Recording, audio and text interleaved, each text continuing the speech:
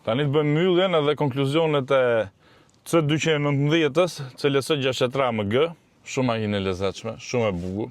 Tashi ca kritike e kam për këtë, po ja kam thonë edhe pronarit vet, duhet mi bë ca gjona. Kështu nga motori më duk mirë dhe kamerë, po gjona estetike. Se është makinë e veçantë që ja vlen me ja bë.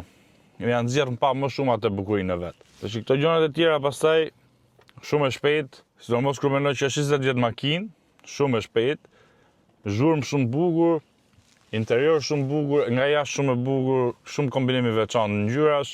Është makinë që ti nuk e shef më në rrugë, është makinë veçantë, është makinë që në histori do të marrët mend si makina e parë që bën një kupet me 4 dyrë, siç është X6 Forestrada parë kupe, kjo është makina e parë me 4 dyrë kupe që hapi këtë kategori, se pastaj doli Audi me A7-ën, BMW me serin 6 Grand Coupe, filluan dhe tjerat.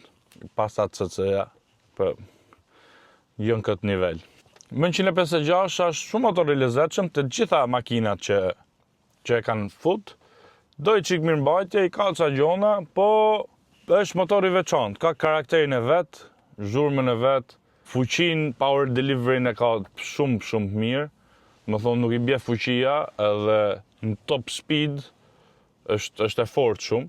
Kamera 7G më mirë se 5G-ja, jo nivel DCT-je, po prap shumë e mirë, edhe të forta janë edhe këto.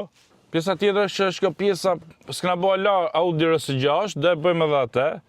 Është dhe jeta e më e shpejt në vit drejt, po nuk të jep kënaqësinë e këtyne. Këta e spostoj, xhiroj, bosh zhurmë, më jep gaz. Kënaqesh edhe në shpejtësi më të ulta, s'ke nevojë vetëm shpejtësi shumë të larta. Edhe më pesa është e mirë, po thash më pesa që tash është tamam duhet me qenë në xhira të larta, tu hec pak më shpejt.